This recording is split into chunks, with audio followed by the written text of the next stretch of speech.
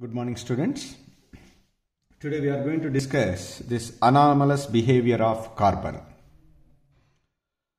So we have already seen in group 1, group 2, even in group 13, the first member is different from the rest of the elements in so many respects.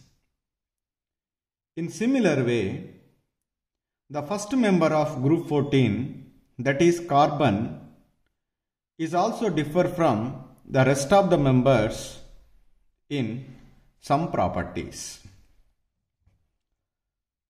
Why the carbon can shows different properties compared to the rest of the members in some aspects? The reason is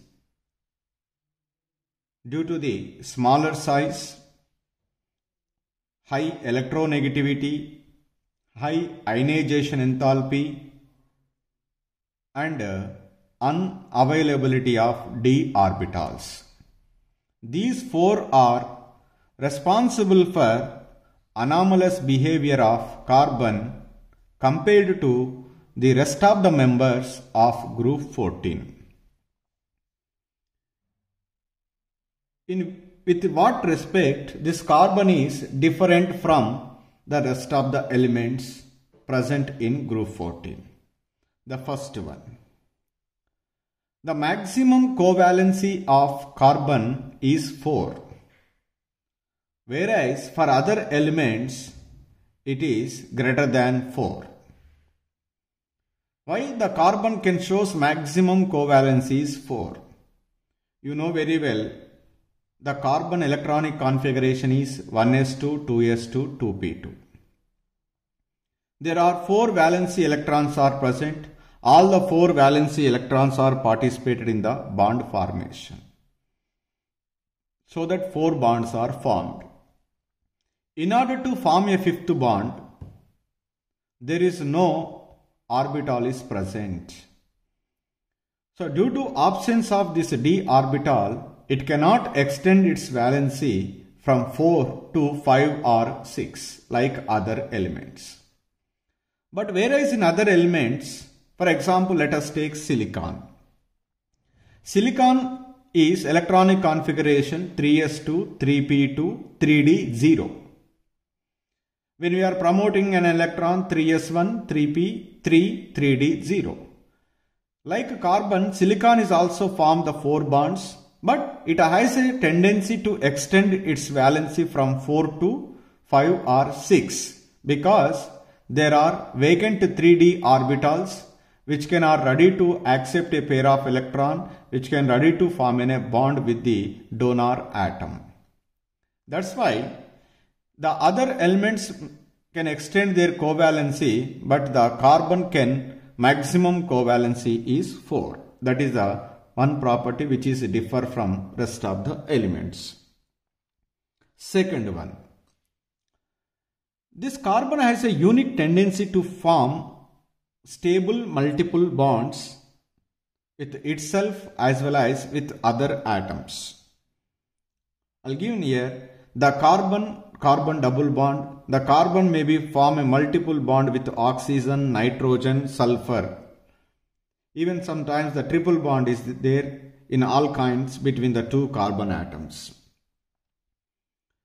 In all these cases, the pi bond is formed by the sidewise overlapping of p orbitals.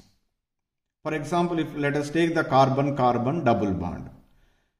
The single bond is formed by the axial overlapping. Pi bond is formed by sidewise overlapping. This pi bond is resulted by the overlapping of p orbital of one carbon atom and p orbital of another carbon atom. So that resulted into the formation of a pi bond, that is p pi pi bond.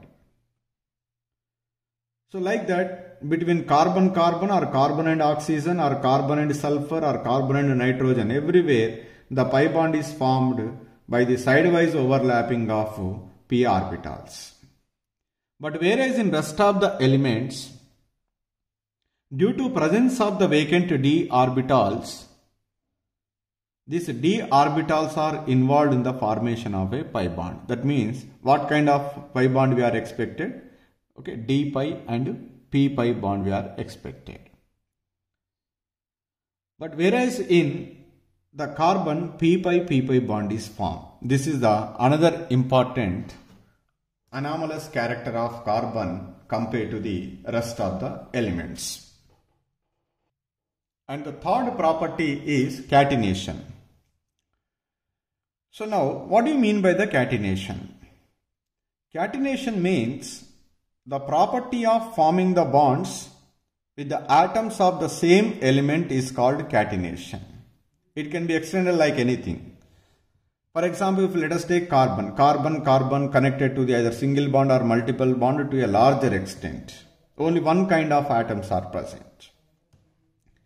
Among the group 14 elements, the carbon can show maximum catenation, whereas the other elements, that means as we go down the group, carbon to lead, the catenation tendencies decreases.